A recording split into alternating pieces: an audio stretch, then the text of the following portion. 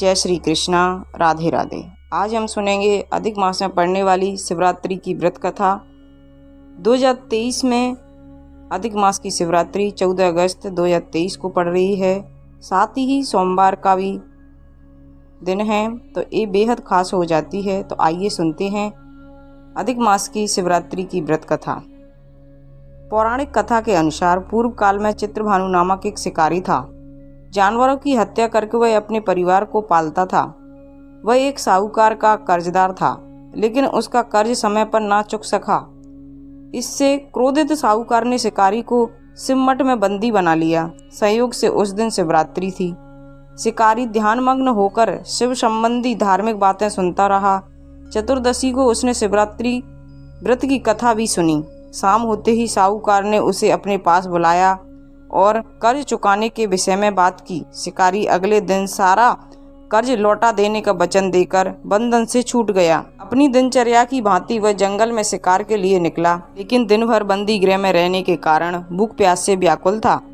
शिकार खोजता हुआ वह बहुत दूर निकल गया। जब अंधकार हो गया तो उसे विचार आया कि आज तो जंगल में ही रात बिताना पड़ेगी। वह वन एक तालाब के किनारे एक बेल के पेड़ पर चढ़कर रात बीतने का इंतजार करने लगा। वृक्ष के नीचे शिवलिंग था जो बेल पत्रों से ढका हुआ था। शिकारी को उसका पता नहीं चला। पड़ाव बनाते समय उसने जो टहनियां तोड़ी वे संयोग से शिवलिंग पर गिरती चली गईं। इस प्रकार दिन भर भूखे प्यासे शिकारी का व्रत भी हो गया और शिवलिंग पर बेल पत्र भी चढ़ गया। एक पहर रात्रि बीत जाने पर गर्भिणी हिरणी तालाब पर पानी पीने पहुंची। शिकारी ने धनुष पर तीर चढ़ाकर हिरणी पर ताना तो हिरणी बोली, मैं गर्भ से हूँ, शीघ्र ही प्रसव करूंगी। तुम एक साथ दो जीवों की हत्या करोगे जो ठीक नहीं है। मैं बच्चे को जन्म देकर शीघ्र ही तुम्हारे सामने प्रस्तुत हो जाऊंगी, तब मार लेना। कारी ने धनुष नीचे कर लिया और हिरणी जंगली झाड़ियों में लुप्त हो गई। धनुष की चाप चढ़ाने तथा ढीली करने के समय बेलपत्र टूटकर शिवलिंग पर फिर गिर गए। प्रकार उससे अनजाने में ही पहले पहर की पूजा संपन्न हो गई।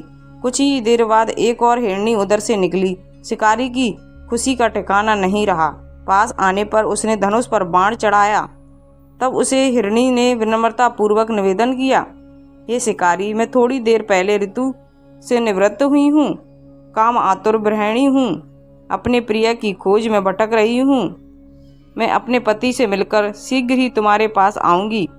शिकारी ने उसे भी जाने दिया। 2 बार शिकार खोकर उसका माथा ठनका हुआ था। वह चिंता में पड़ गया। रात्रि का आखिरी पहर भी बीत रहा था। इस बार भी धनुष से लगकर कुछ बेलपत्र शिवलिंग पर गिर गए तथा दूसरे पहर की पूजा भी संपन्न हो गई। तभी एक अन्य हिरणी अपने बच्चों के साथ उधर से निकली। शिकारी के लिए यह अंतिम अवसर था। उसने धनुष पर तीर चढ़ाने में देर नहीं लगाई। वह तीर छोड़ने ही वाला था कि हिरणी बोली, ये शिकारी, मैं इन बच्चों को उसके पिता के हवाले करके लौट आऊंगी। इस समय मुझे मत मारो। शिकारी हंसा और बोला, सामने आए शिकार को छोड़ दूं? मैं ऐसा मूर्ख दिखता हूँ? इससे पहले मैं 2 बार अपना शिकार खो चुका हूँ। मेरे बच्चे भूख प्यास से व्याकुल हो रहे होंगे। उत्तर में हिरणी ने फिर कहा, जैसे तुम्हें अपने बच्चों की ममता सता रही, ठीक वैसे ही मुझे भी। ये शिकारी, मेरा विश्वास करो, मैं उन्हें उनके पिता के पास छोड़कर तुरंत लौटने की प्रतिज्ञा करती हूँ। हिरणी का दुख भरा सुर सुनकर शिकारी को उस पर दया आ गई। उसने उस हिरणी को भी जाने दिया।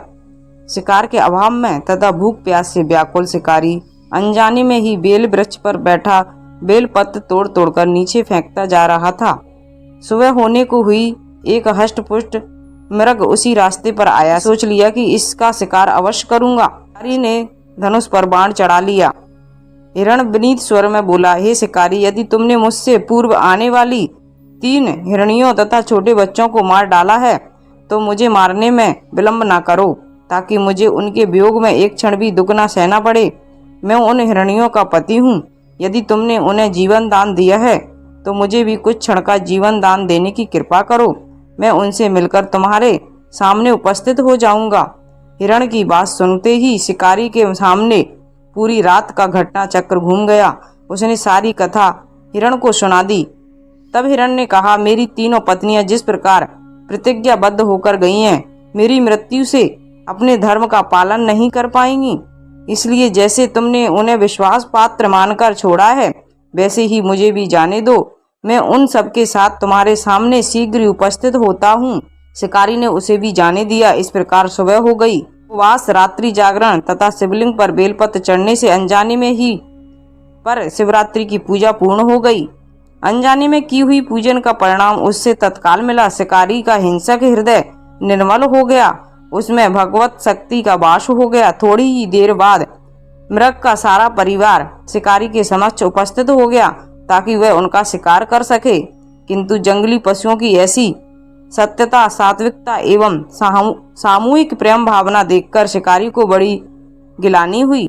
उसने हिरण परिवार को जीवन दान दिया। अनजाने में शिवरात्रि के व्रत का पालन करने पर भी शिकारी को मोक्ष की प्राप्ति हुई। जब मृत्यु काल में यमदूत उसके जीव को लेने आए तो शिव गणों ने उन्हें वापस भेज दिया तथा शिकारी को शिवलोक ले गए। शिवजी की कृपा से ही अपने इस जन्म में राजा चित्रभानु अपने पिछले जन्म को याद रख पाया तथा अधिक मास के शिवरात्रि के महत्व को जानकर उसका अगले जन्म में भी पालन करता रहा। तो ये थी अधिक मास में पड़ने वाली शिवरात्रि की व्रत कथा। अगर आपको अच्छी लगी हो तो प्लीज़ चैनल को लाइक, शेयर एंड सब्सक्राइब कीजिए। साथ में बेल आइकन को ऑन कर लीजिए ताकि जब भी लेटेस्ट वीडियो अपलोड करें तो उसकी जानकारी आपको सबसे पहले मिल जाए। और कमेंट में ओम नमः शिवाय अवश्य लिखिए। Thank you.